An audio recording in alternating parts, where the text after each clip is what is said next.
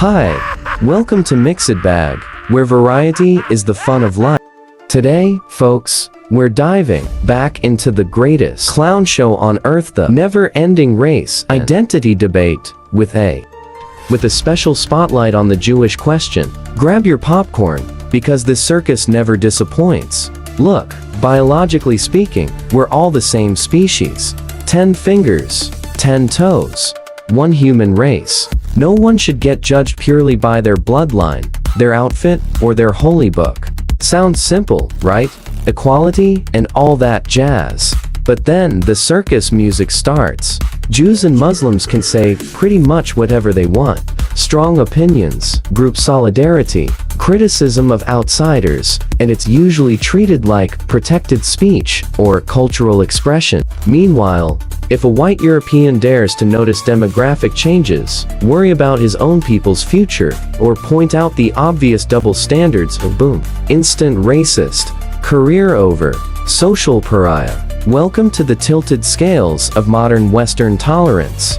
And here's where it gets extra clownish and reflective. We constantly hear about Jewish suffering, which was real and horrific, yet the Roma people, the Gypsies, get memory hold every single time. They were among the very first rounded up and murdered in the concentration camps, thousands upon thousands wiped out in the Porajmos. But somehow, in the official victimhood Olympics, they barely register. Anti-Zionism gets endless debate and moral panic, while anti-Gypsyism? Crickets. Funny how that works in the circus. Even more ironic, history shows Jewish communities have often held strong negative views toward Gypsies themselves. No love lost there, regardless of the shared outsider status. Yet we're all supposed to pretend only one group's sensitivities matter. In this video, I've got some clips from my friend's channel plus a few others, including British Jewish commentator Melanie Phillips. She's a fiery one though, let's be honest. Her takes often come across as ridiculously narcissistic, putting Jewish lives and interests on a pedestal above everyone else's. Classic, rules for thee, but not for me, energy. So watch, reflect, and laugh at the absurdity of it all. Because if we can't see the clown makeup on this whole setup, we're never fixing it. Stabbing in Scotland. Migrant attacker. 2 men and a woman have been stabbed. Migrants seen on camera walking away with knives in a Stig Hill primary school. Absolutely horrific. Have a watch.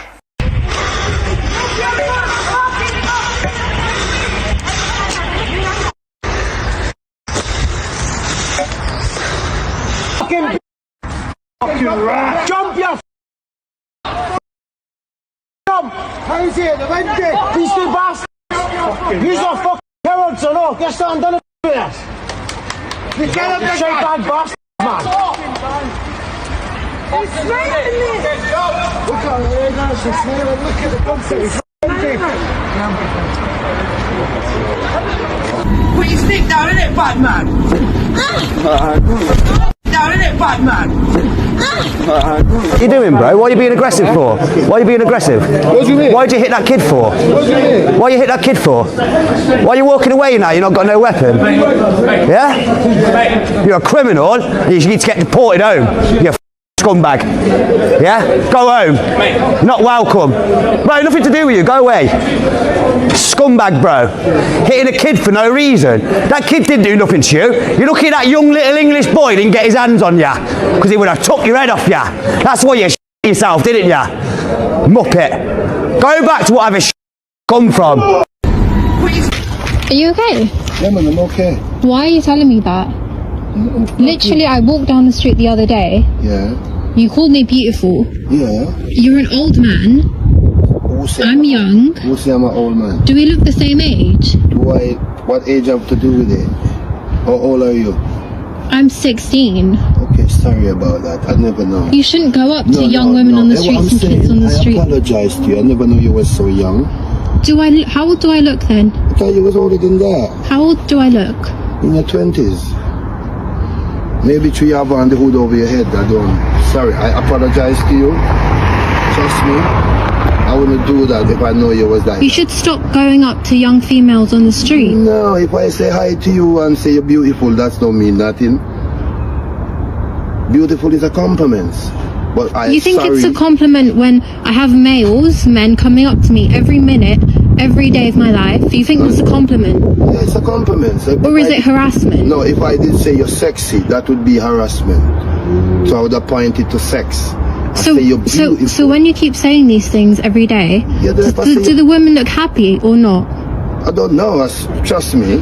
I say you're beautiful. If you don't like that, I never knew you were 16-year-old. I apologize to you. Yeah, I don't think women appreciate it. I apologize to you. Okay, thank you. Have a nice day. Can't talk about another woman. I'll make you famous, don't worry.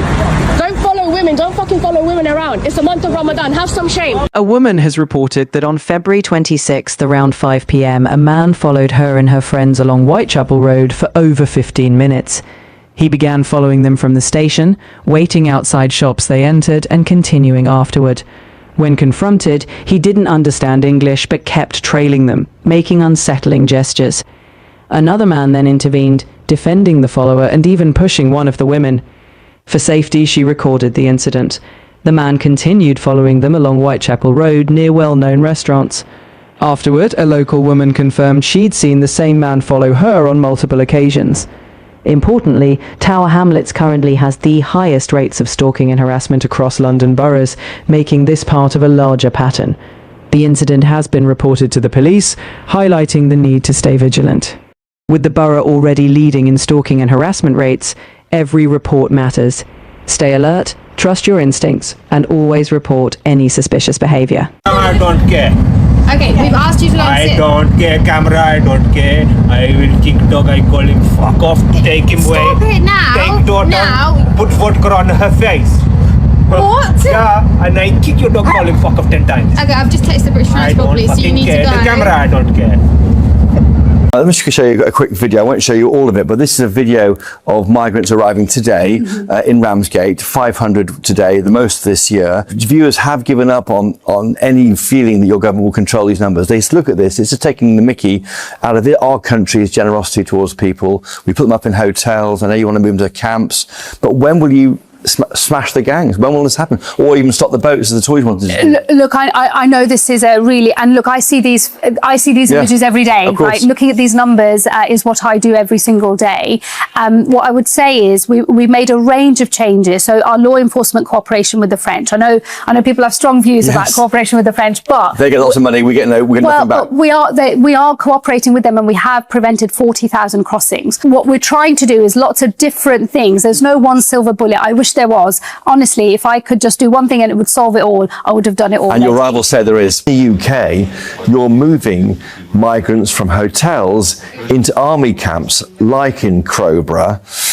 Do you understand why people are so frustrated about this who live near Crowborough? The local people there have started a legal action against what you're doing. Do you understand why they're worried about migrants living in a camp near their homes? Look, I understand the strength of feeling. Of course I do. I've had asylum hotels in my constituency as well. So I do totally get what local people feel when they see either a hotel or, obviously, as we're now talking about, military sites. I know how people feel. People have expressed that to me. You say to build near Crowborough, and would you live next door to Crowborough or next door to a migrant camp? Well, look, I mean, I'm in a constituency that's had asylum hotels as well. Happy, would you, with your children? Look, I do understand, but look, we've got to put people somewhere. We've got to address the pull factor, the public order issues. We've got to address the impact on local communities as well. So what I would say is, we are putting in a facility that will be well managed with security coverage that is 24/7, working really closely. They can come and go, can't they? Working really closely with the local police as well. Yes, because they're not detained, so it's not like a prison. It is an accommodation facility whilst people's claims are being heard. Would you live there? Would you be happy to live there with your children? Yes. Well, look, I think that if there was a military site in Birmingham Ladywood and it was taken over, I would accept that that's part of the solution. I do know I'm not trying to do down the strength of feeling that's happening publicly. I know that people feel strongly about it, but I think the hotels are posing an even bigger problem in this country, and we do of course have to put people somewhere, and military sites with a much more basic accommodation that we're putting in, I think that's a better solution. It also addresses the pull factor of people coming in, staying in 4-star hotels that cost us £53,000 per person per year. Insane, obviously.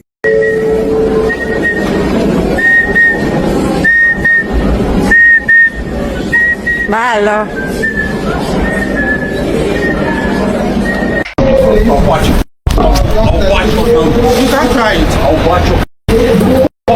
brother. Move away from me now, mate.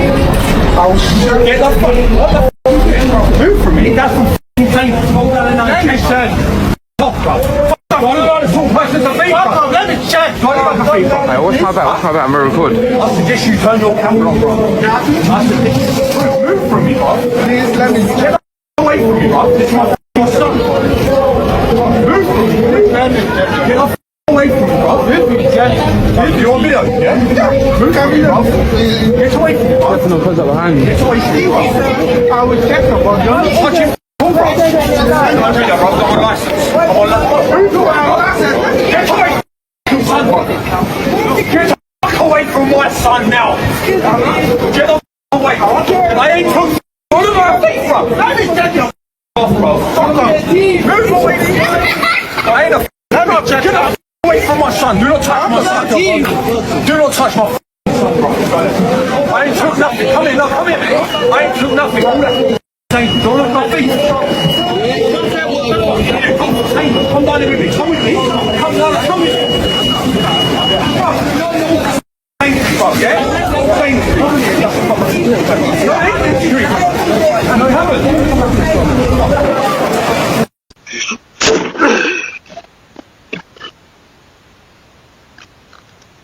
It's got the Atto.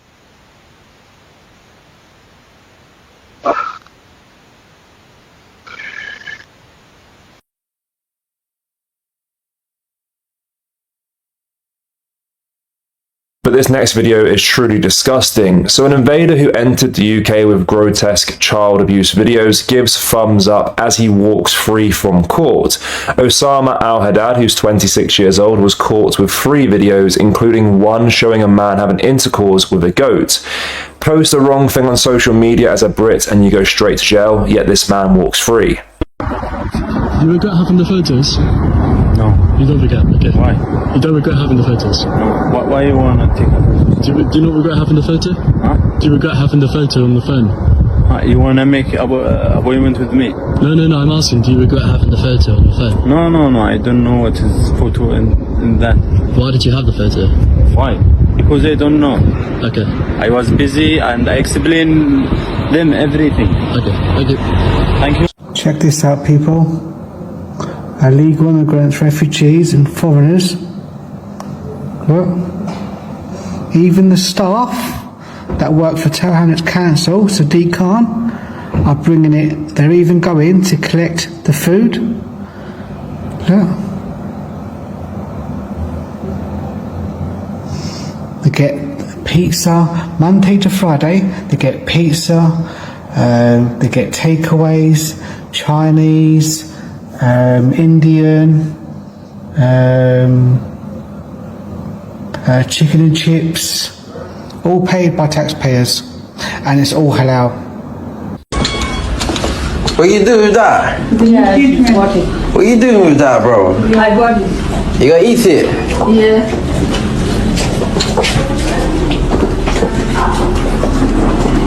You catch it outside? Yeah, it's a good now. It's a good. Follow. Let me see. Let me see it. Is it alive or dead? It's broken down. Yeah. You gonna eat it? Eat here? Yeah? Eat here. You gonna eat it, yeah? No. Pepe, no. Why are you gonna eat it for? Let it go, man.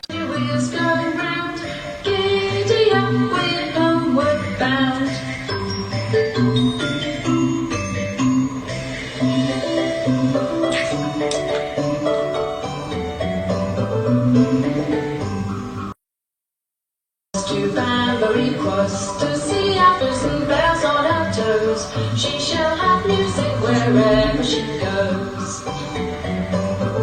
I don't think third world male migrants are a problem here in the UK. Try being a female working in construction, because I'm telling you now, they treat you like absolute shit. If you get people from countries what don't respect women, women aren't allowed to talk, women aren't allowed to do these jobs. The moment they land on UK soil, they're not just suddenly going to change their mind and start being polite to women. For example, there's 4 people working on the gate, 3 are foreigners, 1's a British guy. The British guy is the only guy who's bothered looking at the piece of paper and calling me by my name. The other ones, I've had oi, girl, and click, click, click to get my attention. I'm actually working with them. They don't listen to a word I say. I might as well be talking to a bloody brick wall. But it's not the women from the foreign countries. It's not the men from Germany or the man from South Africa. It's the men from the third world countries. Starting to do my head in, to be honest. I just want to come here, do my job, be respected by the people around me. But I'm not getting that, and I can't call them out for it either, because they just turn around and call me a racist. Thanks, UK government. That's now what I have to deal with working as a woman in construction. Cheers!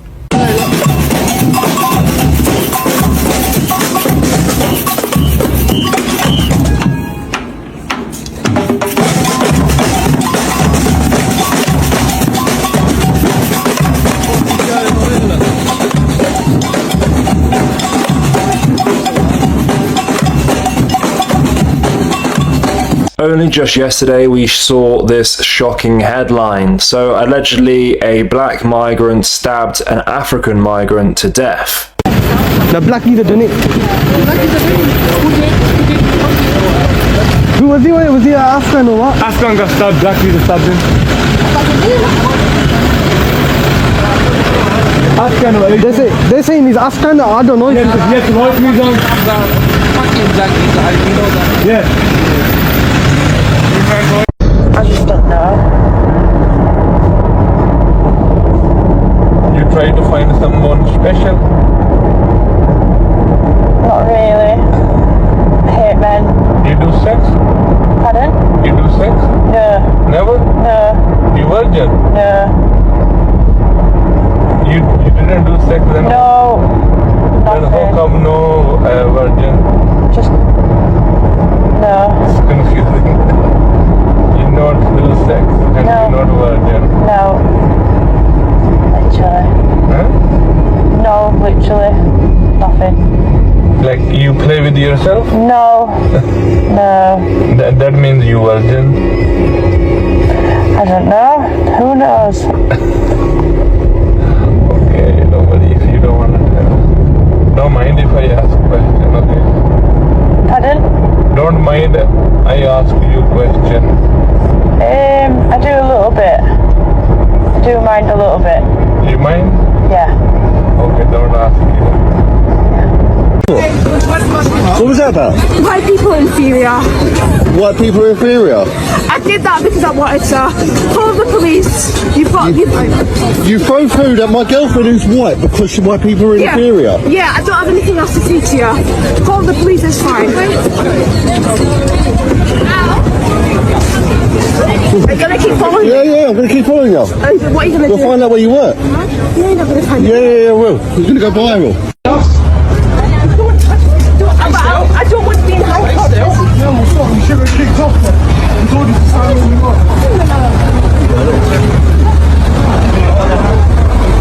Do you know the reasons behind why they're coming here in the first place? Where are they coming from? War-torn France? Not all France. They do. They all come from France on a boat. They're all from different countries. Yeah. But they fled through 13 safe countries on their way. Not necessarily. Yes, necessarily. I've been over to Calais. I've seen it all with my eyes. So I don't. Yeah, but they're coming from countries that, exactly like you said, are war-torn countries. So France isn't. Is it? But then, that's at the end of the day. If they come here, like this is what has happened at the minute. Yeah. So it's just. But maybe in their country, gang rape's normal. At the end of the day, it's about keeping everyone safe, isn't it? So. Well, you say that, but a woman's been gang raped in a churchyard, so no one's kept safe. You're speculating about what's happened when you don't know anything yet, so you just need to. Well, we only know what's happened, don't we? If you go on get your phone now, go and have a little look. On Facebook, yeah? What Facebook is it? Thames Valley Police. Rolo. Look, we've got another one coming. There's another one coming.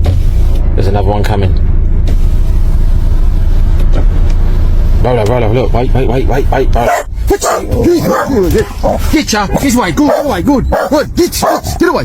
Good. और अपने अंधेरे अंदर शम्मा जलाई ऐसी कलंदर शम्मा जलाई ऐसी कलंदर पत्थरां नू लाल बनांदा है सोना शादपुर वाला पत्थरां नू लाल बनांदा है सोना शादपुर वाला. How much do you pay rent in there every week? Yeah, I have to rent. No, how much you don't pay any rent in there? Yeah, for now, not. I'm going to pay, not for now. So you get social welfare $2.30 a week? No, I don't get it. So how do you survive then? I'm working. You're working? Yeah. So you just get free rent in there and free bills? No, it's not free. You said you don't pay any rent in there? I said for now. For now? Yeah, it's not like... And where did you say you're from again? South Africa. South Africa? No, but alright, thanks very much, right? There you go. Just in Drumcondra. They don't pay any rent down here while everyone else is struggling and getting evicted. Absolute joke.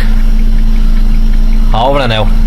In Ramadan especially, we must be defiant because the British Muslim community is not defined by this. It is defined by the success, the brilliance, and the creativity in rooms like this, by contribution that Muslims make to Britain's story and to our national life. That is how it's defined. In business, in art, in education, in public service, you are the face of modern Britain.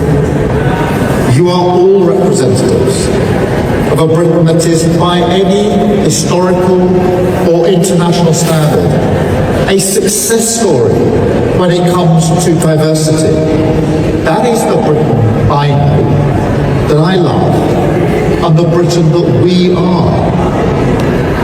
And it is my job, the job of my government, to tell that deeper story and drown out the voices of those who seek to divide us. So thank you for everything you do in your communities. Thank you for your brilliance and service to our country. And thank you for welcoming me here this evening. Ramadan Mubarak. Thank you very much.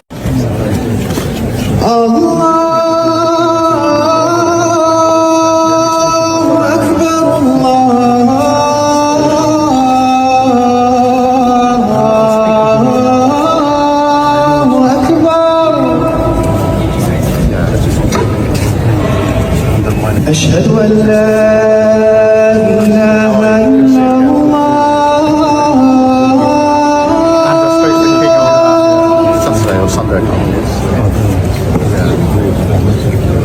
أشهد أن محمدا رسول الله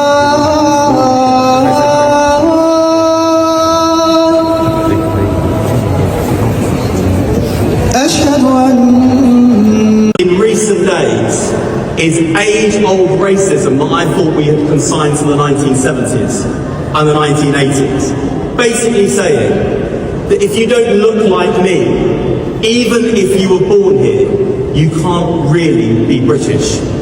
That is just about the most un-British thing I can think of.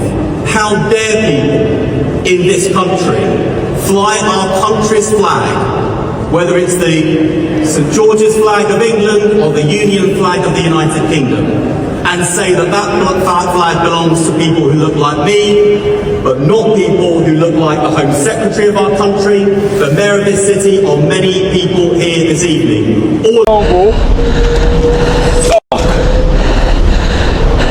Take it all the fucking down, bro. Fuck them! Bastards! I don't care. No, but you know what I'm saying. I don't care. Life's short, man. 6 years, 9. You know? Man, do 10, 12, 15, 20. What? Say 9. Yeah. You're done tonight. Oh!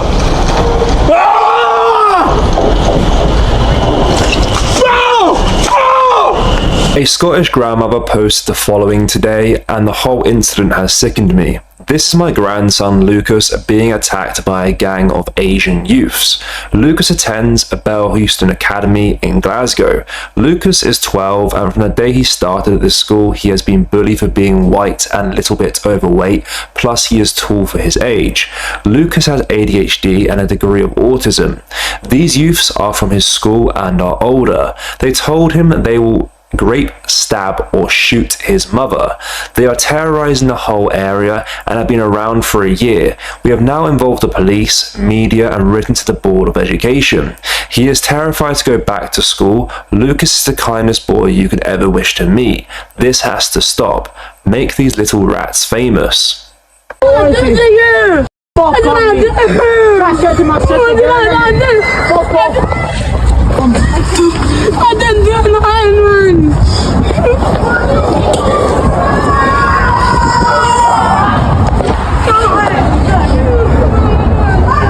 Look, they've even got security. Tower Hamlets Council, all the Muslim schools have got security guards, look, and security, but we don't.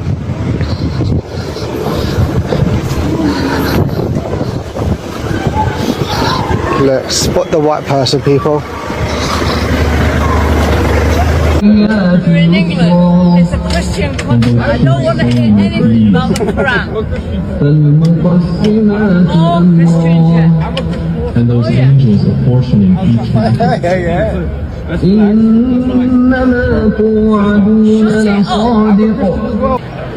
Take her away.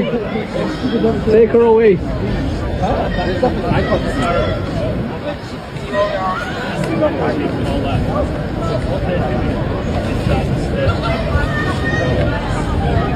Bruh.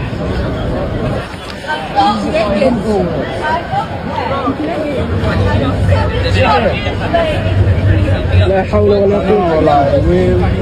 I'm so sorry, والله. I'm sorry.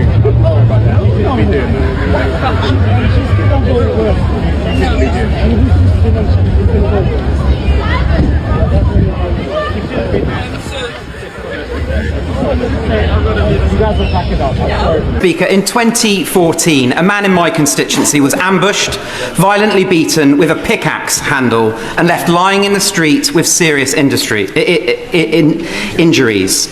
At the time of the conviction, the judge called it a brutal attack. Mr. Speaker, many constituents have contacted me to express their concern that the perpetrator of this attack is still a sitting Labour councillor in Keighley and was recently pictured celebrating an election with convicted crack cocaine and heroin dealers. Prime Minister, on behalf of all victims of serious crime, will you, as the leader of the Labour Party, ensure that Councillor Mohsen Hussain is not permitted to stand in the local elections this May? The councillor is Mohsen Hussain. He works for Bradford Council. In 2014, when he was 19 years old, he and his twin brother were convicted of ambushing and beating a man with a pickaxe handles in Keighley. He got a 12-month suspended sentence plus 250 hours of community service. No jail time. Labour endorsed him for a re-election anyway. He is still sitting. The photos show him celebrating a recent election win with 3 convicted crack, heroin, cannabis dealers. How did Mohsen Hussain respond to this? He said he made a poor decision. He treats this incident like he forgot to bring an umbrella out on a rainy day. No remorse whatsoever. هيك اخوتي هيك ولا حشمه لا والو جا فيها تلقى قرعتها فودكا ضربها ديريكت حشمه عودتها خبطها يا ليش لا هذيك فودكا هذيك ما بنت على الشوالة خليش عقل معك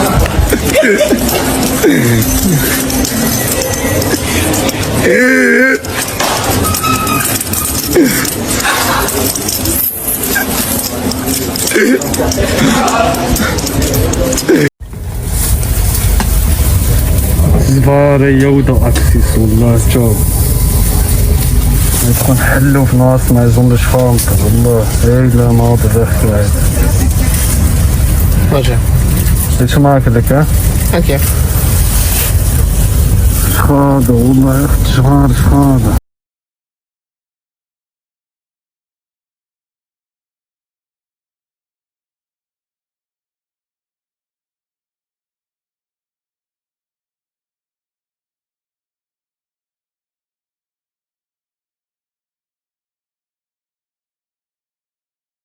I want to see Sharia law in Europe, and I want to see it in America as well. You can say it to me, but okay, so cover up, wear the hijab. That's absurd. That example of how this is happening today in the UK, in Wales to be specific, where you have this liberal, blonde-haired, white-skinned woman basically asking the government for more funding to impose headscarves on school children. Okay, so watch this clip. And so in one school, they had a white girl wearing a hijab. First Minister, on Friday, I was with the Ethnic Youth Support Team in Swansea, and they were saying that they would like to have much more support going into schools and education venues in regards to trying to get communities to work together.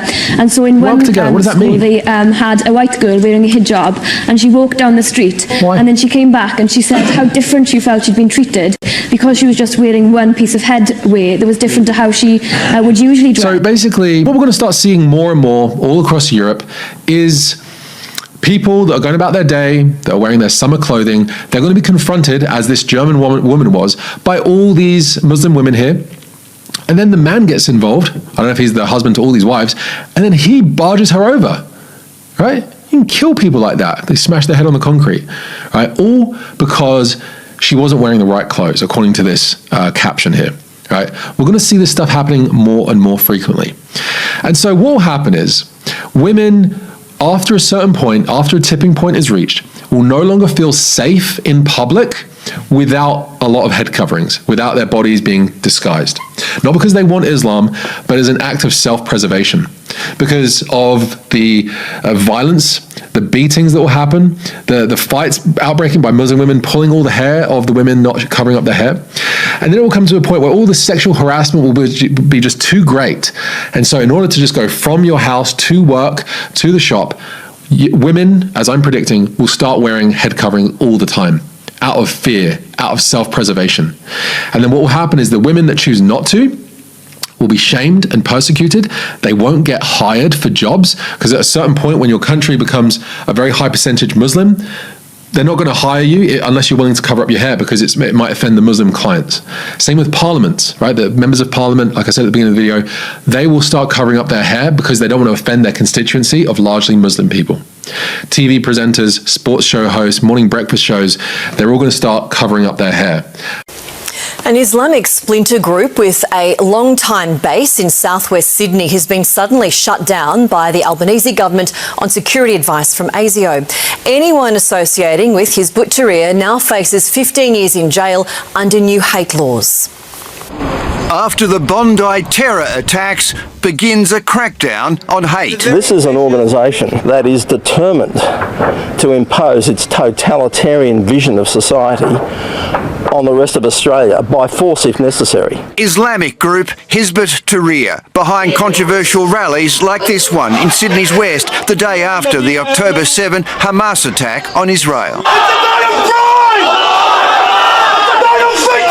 The Home Affairs Minister deciding they're too big a risk. We got the recommendation from ASIO, and there's a view that banning them would provide general protection for the rest of the country. The first group outlawed under new federal hate laws anyone who is a member, involved in recruitment, training or providing support, including funding, risk jail terms up to 15 years. Hizb ut-Tahrir is now a listed organisation. Any association with them is a criminal offence. I am pleased to see this group out of business and their hateful ways sent packing. The group's been banned in more than a dozen countries, including the UK. It was even too much for Pakistan. But opponents to the hate laws say they're badly flawed. It's basically a law that allows the government to ban the community groups it hates as opposed to hate groups, and that's a problem. Jewish leaders say the ban confirms the new hate laws have teeth, but how well they sink in might well be decided in the courts.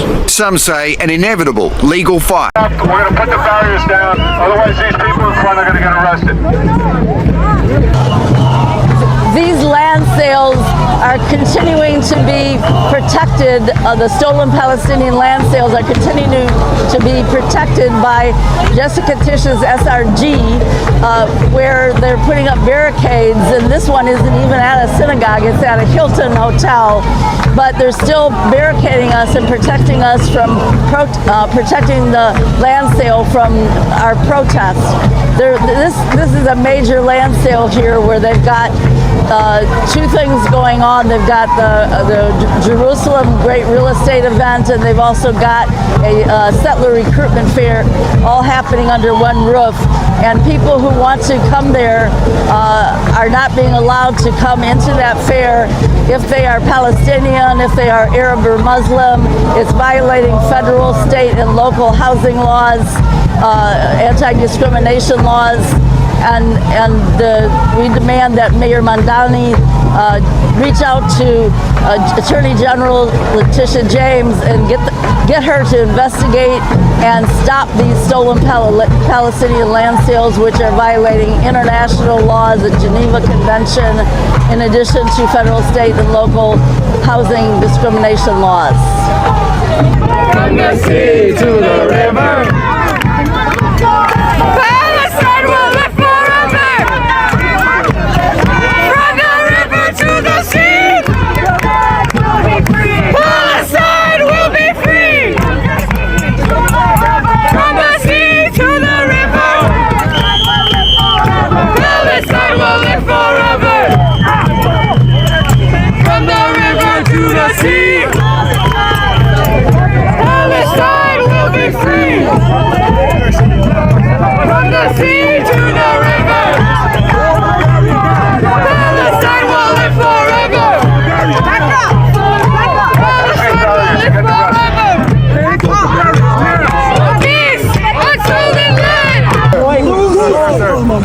Go with your body. Why do I have to keep going? Go with your body. Protesting. You respect the crowd gathering. Do what you're told, little boy. Do what you're told. You're gonna make the Jew. You're gonna make the Jew leave. Yeah. You make the Jew leave. Yeah. You gonna make the Jew leave? We're gonna make the Zionist leave. We're gonna make the Zionist leave. I'll let you jump my First Amendment rights, but I'll tell you this. Leave Zionist. Leave Zionist. Leave Zionist. You're not the victim. Leave. Don't touch me, pig. Don't touch me, pig. Go free Palestine. Go to Gaza and see how they treat you. If we implement the Sharia law, we'll live a beautiful society. Right now here in Dallas, if somebody pulls up to you, pulls a gun to your head, takes your money, takes your car, what happens to them? What happens to what? Well, if they get caught, what happens to them? Right now? Yeah. Not enough. Great stuff, Rita. We'll abolish the whole Human Rights Commission. Seriously, isn't That's true. Absolute joke. I mean, seriously. Joining us now, I'm delighted to say, from London, author and journalist Melanie Phillips. Melanie, great to see you. As always, thanks for staying up to chat to us. Helen Mirren, awful story in London, which we'll play you shortly, but you've probably seen it. But Helen Mirren was obviously the famous actress. Yet again in London, we've had the Golders Green stabbings. We've had more abuse of Jews. You warned about this 20 years ago, Melanie. London is turning into Berlin in 1930. It's a very serious situation. Virtually every day, it would seem, there are attacks on Jews in London and elsewhere in Britain. And the police, I think, are doing their best. But they are simply unable to deal with this. We're told by the security service that there are a lot of Iranians in Britain who are behind these attacks and behind a number of plots that the security service is trying to foil. But the onslaught on Helen Mirren that you've referred to was, I think, by somebody who is a radical leftist pro-Palestine activist who recorded it on the basis that he thought he was going to, appear to be a kind of warrior for justice and morality, and he was outed on social media quite quickly as a named individual. I think this same individual has been on my timeline abusing me as well. Well, it's been normalised, hasn't it? Not just normalised, but these people see themselves as heroes. The fact that so many of these videos that we see of people being abused for being Jewish or for just supporting the Jewish state, they're shared by the people who are meting out the abuse because they know there is a groundswell of support for them, particularly online. What do you think has been the crucial change there? Because it's not just people who've come from the Middle East who've got really negative views towards Jewish people. A lot of it is homegrown. A lot of it is leftist politics that has run riot. And you see this really quite ugly anti-Semitism that's coming out of the left, out of universities, and increasingly out of government bodies as well. Well, indeed. I mean, this current onslaught was activated by the October 7, 2023 onslaught on Israel, which brought it onto a level which we hadn't seen before across the West. But it's been going on for decades, and it's been going on, in my personal experience, I've been writing about it for a long time, before there was a significant Muslim community in Britain.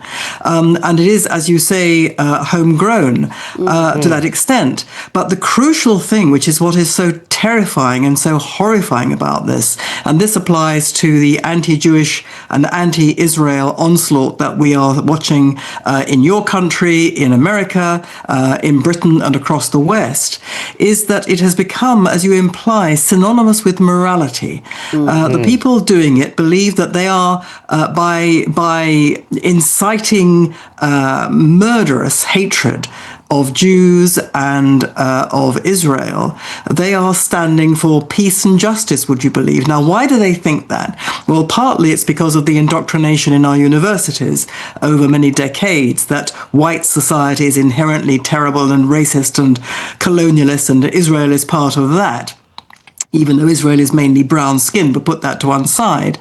But beyond that, you have the entire humanitarian human rights infrastructure of the world, led by the United Nations, with all the with all the international courts, the International Court of the European Court of Human Rights, International Criminal Court, International Court of Justice, and the great NGOs, Amnesty, War on Want, who are the nearest thing we have in our secular post-religious world to a religion.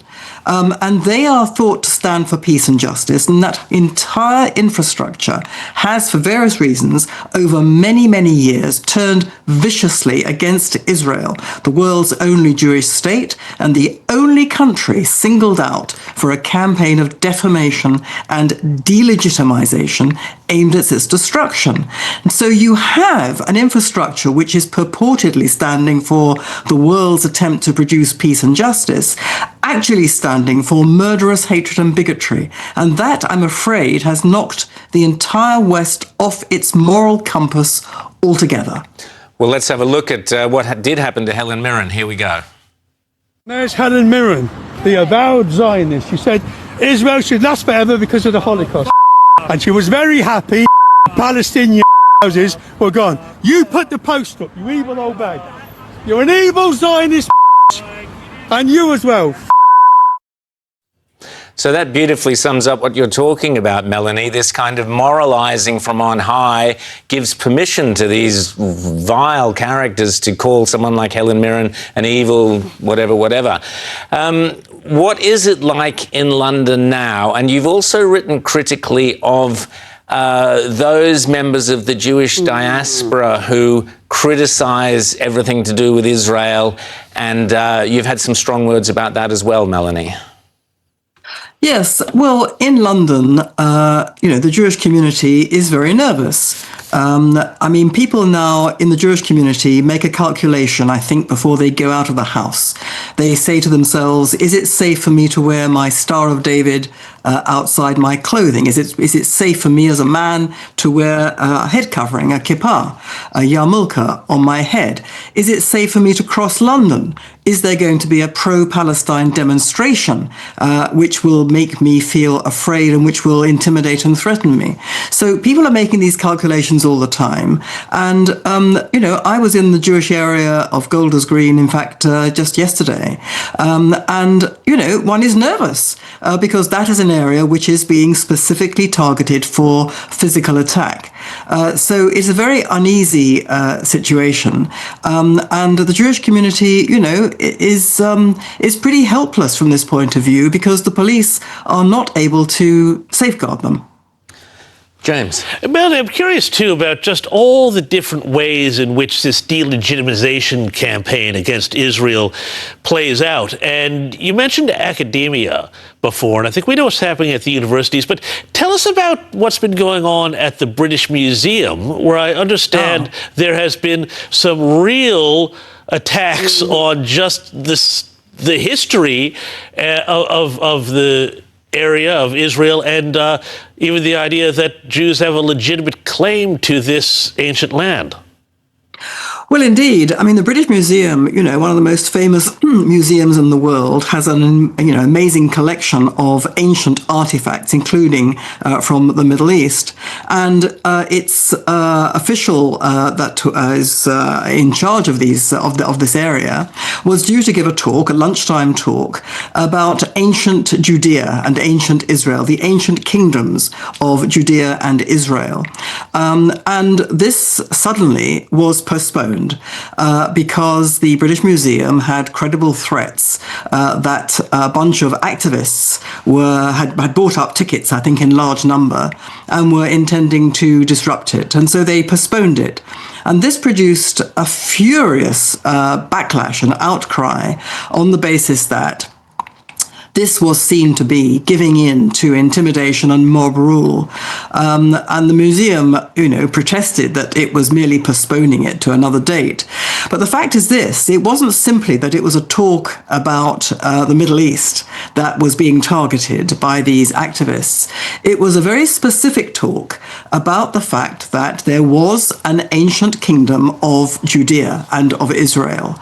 And that, of course, punctures the fundamental lie which is at the heart of the whole pro-Palestinian movement, which is that the Jews came along and basically booted out of the Holy Land the indigenous people of the land, who were the Palestinian Arabs who've been there since time immemorial. That is a lie.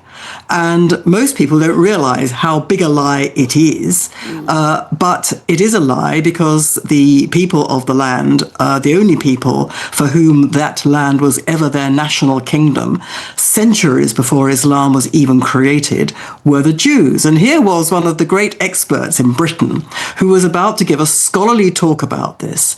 And it's no coincidence that that was the one that was disrupted. Now, subsequently, these activists have let it be known or said disingenuously that the reason that they were planning to disrupt this talk was because they were very upset that the word Palestine had been removed by the British Museum from various things. That's nonsense. They haven't disrupted any other talk because of that ostensible grievance. It was this talk they were intent on stopping, because this is the truth that the whole Palestinian cause goes to enormous lengths to deny. People have very little idea of the lengths to which the Palestinian Arabs have gone, not only to make the case against Israel, which they want to destroy, but to steal from the Jewish people their own history in the land and appropriate it to themselves. And one of the ways they've tried to do this over many years is that there's been a tremendous amount of archaeological digs going on in Jerusalem in particular, uncovering amazing artifacts which are testimony to this ancient kingdom of Judea. The Jewish kingdom in the land of Israel. And over many years, the Palestinian Arabs have stolen these artifacts and dumped them in the garbage in order to basically pretend, in order to conceal the evidence that the claim that they make, that they are the indigenous people of the land, is a lie. But the archaeology is there. That is the evidence upon which the British Museum was basing its talk. And people really need to understand the extent of the lie by which good-hearted people in Australia, in Britain, in America, elsewhere, defend the Palestinian cause, support the Palestinian cause, because they think that it is justified. They have no idea that it is a cause entirely based on the destruction of Israel and the theft of the history of the Jews in their own ancient homeland. That is the lie that the British Museum talk was about to puncture, and that was the talk that's been postponed. A front line in the battle for the West Bank. The Palestinians wielding the torches are trying to spot Israeli settlers who might be mounting another deadly attack on their village. Unlike the men terrorizing them, the villagers are not allowed to carry firearms, and when there are confrontations, it's the Palestinians who come off second best. These pictures were recorded in July, when 2 casualties had to be rushed to hospital, where they died from their injuries. One had been shot, the other beaten. The villagers have established lookout posts, and they keep an eye out around the clock. But they've already lost territory to the Israeli extremists. These houses have been abandoned thanks to repeated attacks, and settlers like this man have seized the land to use as pasture for their livestock. Have everything, the Israeli government, they protect them. By the law, they give him everything just to stay here, to steal our land.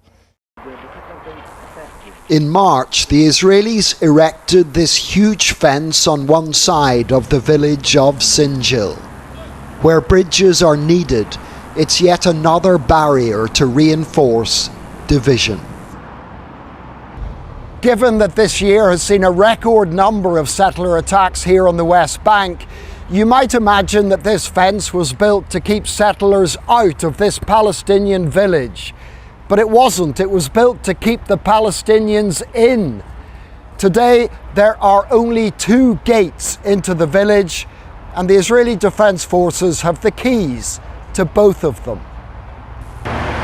Naim Asfour is now cut off from his olive trees.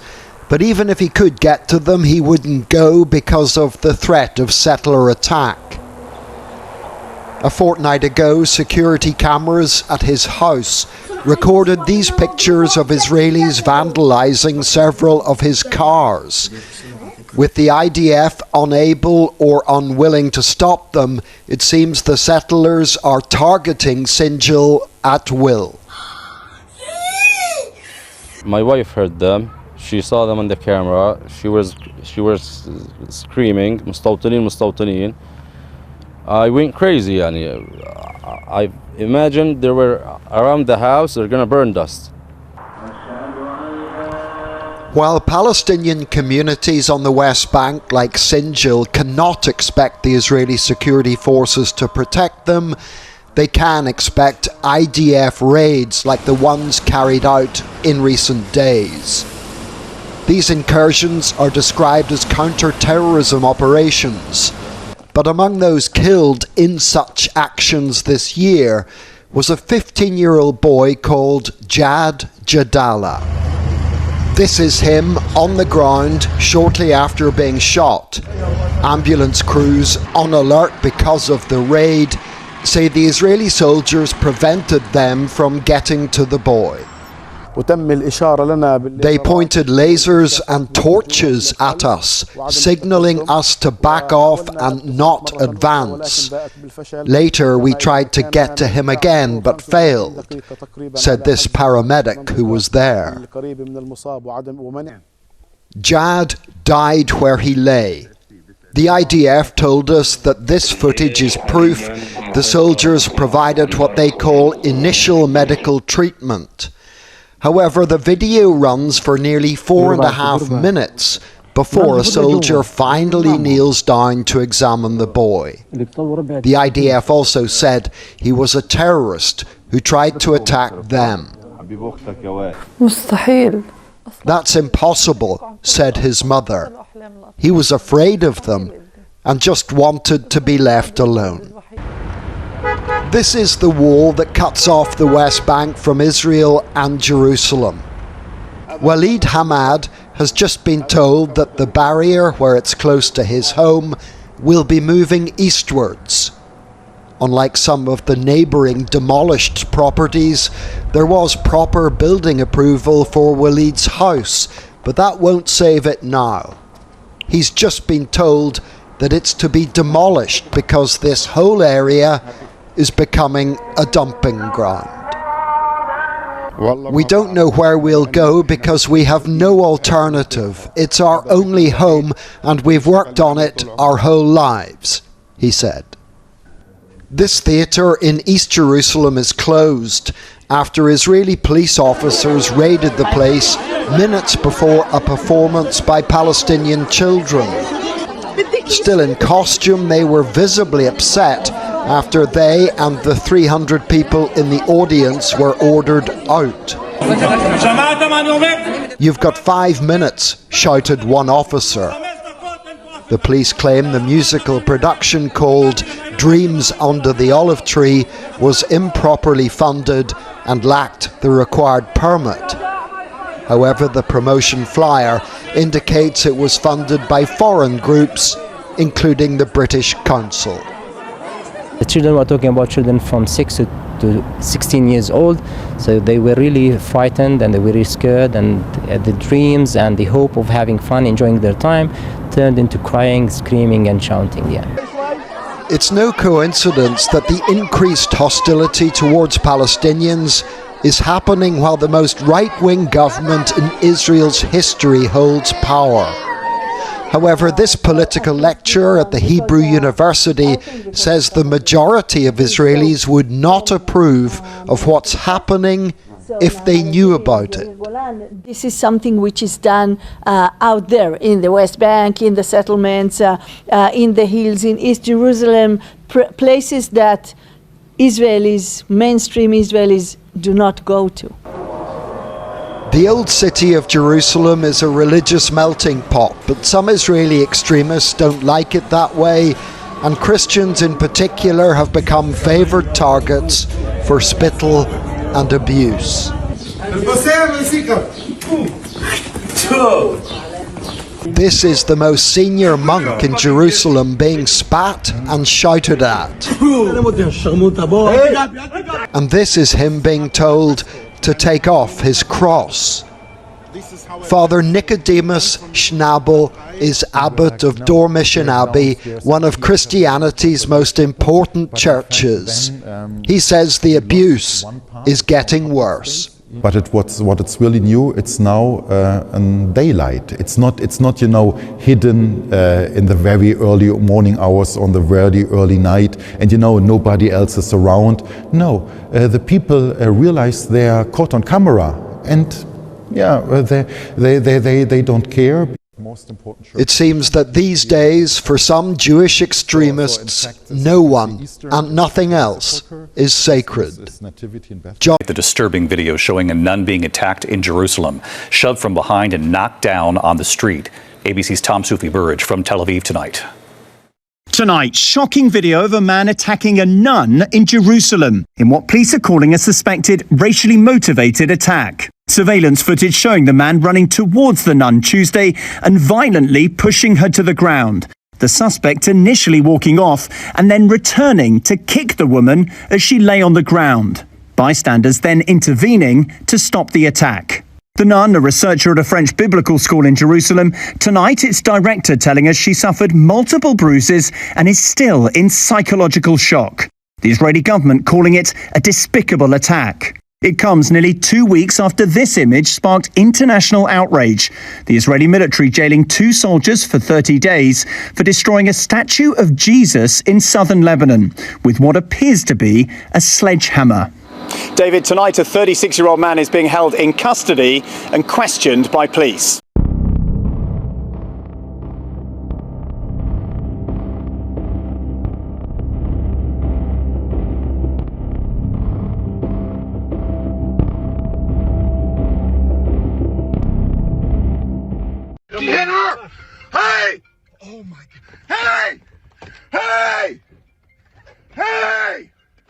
أكثر من 150 اعتداء.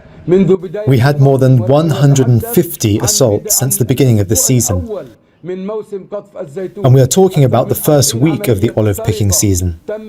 More than 40 thefts of olive fruits and picking tools have occurred throughout the West Bank. More than 700 olive trees have been uprooted, broken and poisoned.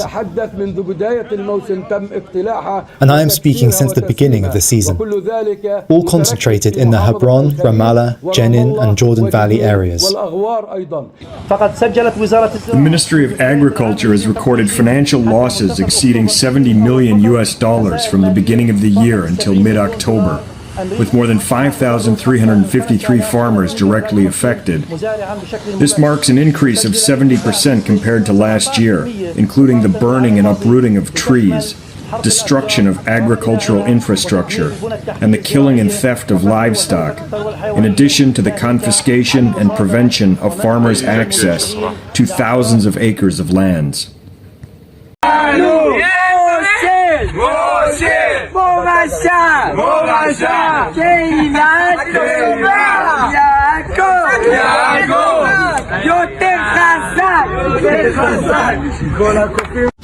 While the world watches Gaza, another conflict burns relentlessly here in the West Bank. The land was intended to form the heart of a future Palestinian state. Instead, it has been under military occupation for more than 50 years. Across its hills, Israeli settlements spread, illegal under international law, but funded and protected by the state. Since October 7th, 2023, there has been a surge of settler violence, land seizures, and demolitions. A conflict shaped by decades of tension is hurtling towards a breaking point. This is the story of a front line that shaped life in Palestine, how the West Bank came to be, who the settlers shaping its future are, and what is at stake for the people once promised a Palestinian land.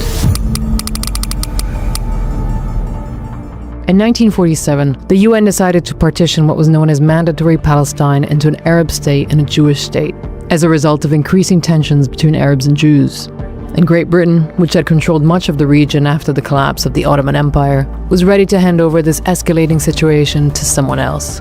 In 1948, after Israel declared independence, war engulfed the region. By the time the guns fell silent a year later, Israel held most of the land. Egypt took Gaza, Jordan took the West Bank and East Jerusalem. Around 750,000 Palestinians had fled or been forced from their homes, an exodus remembered by the Palestinians as the Nakba, or catastrophe. Then, 20 years later, Israel captured the West Bank and East Jerusalem from Jordan in the Six-Day War.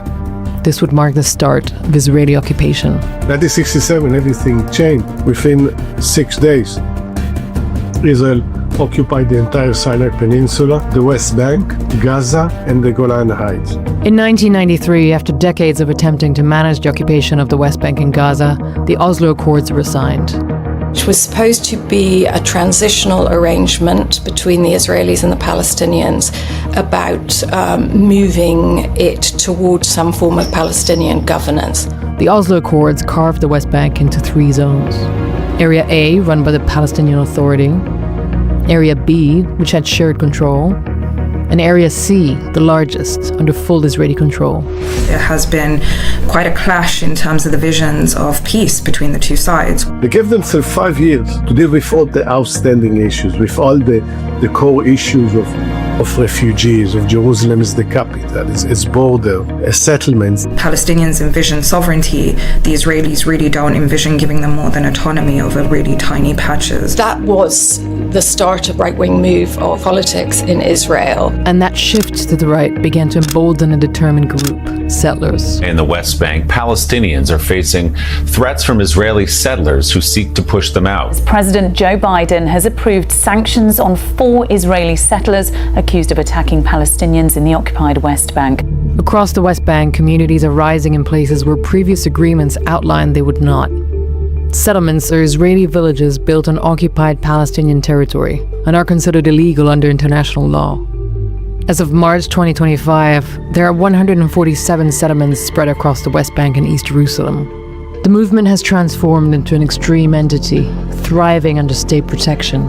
The settler movement itself, they are very much abetted by an entire system, whether that's the police, the army, the courts.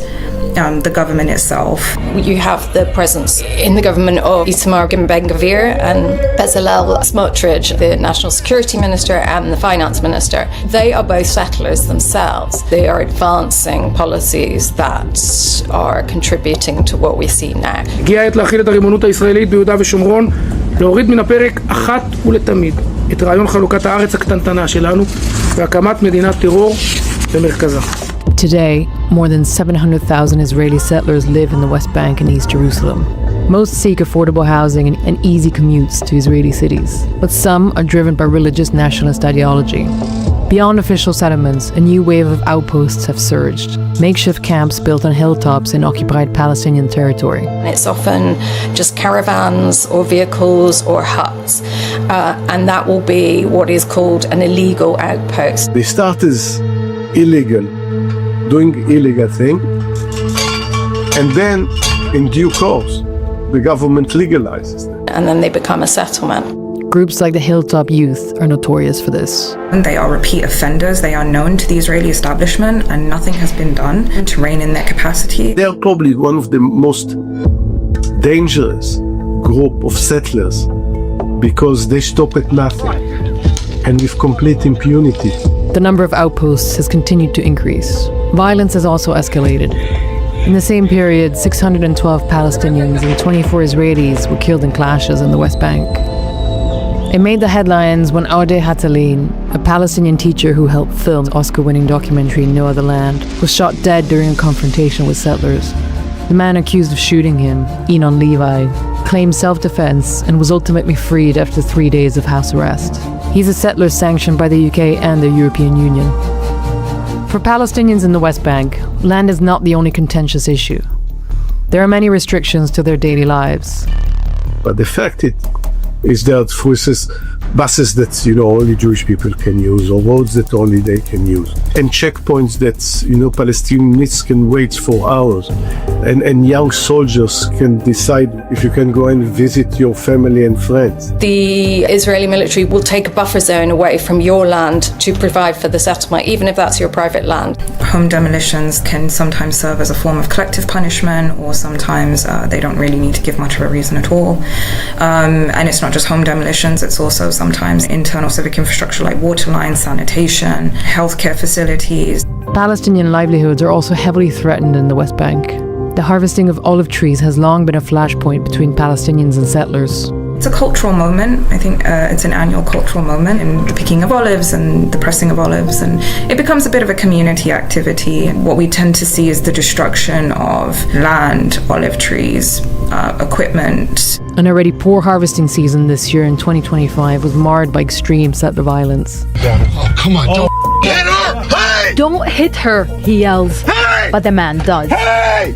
This is an Israeli settler beating Palestinian farmers in the occupied West Bank village of Porajmos. And it was a very shocking image, but I think that these things do happen all the time. You could see this mob of settlers sort of coming and descending on the villagers. The message is for them: you don't belong, and if you think you belong here, we will make your life impossible. So what is the solution to an ever-worsening situation in the West Bank? And how can lasting change be implemented?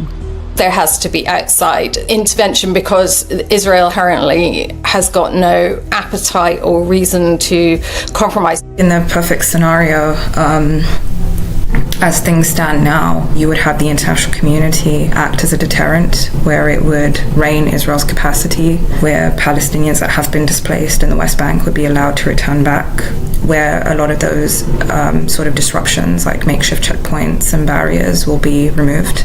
Or you can offer them an alternative in which innocent people won't be killed on a daily basis, and people won't be imprisoned or kidnapped and the rest. I'm optimistic because I think this is possible, but it's possible only if we put our mind to it, and there are the forces there of can make a better, a better Israel, Palestine, a better world generally. You look at the world around and you have some question marks about this ability, but all wars come to an end. It may be impossible to believe, but did you know that there were connections between the Nazis and the Zionists. In 1933, there was even an agreement between them, known as the Havara Agreement. But there's more. Did you know there existed a Nazi party in British Mandatory Palestine? And then there was also an extreme Zionist movement that contacted the Nazis. In this video, we're going to dive into these strange relations between the Nazis and the Zionists. Keep watching. Make up your own mind. These double standards aren't funny, but the way society performs mental gymnastics around them sure is. Thanks for watching this freak show. Smash like, subscribe, and I'll see you in the next ring of the circus. You can't be serious! This is outrageous! Oh, but I admire the show must go on. Unbelievable. Subscribe for more future videos.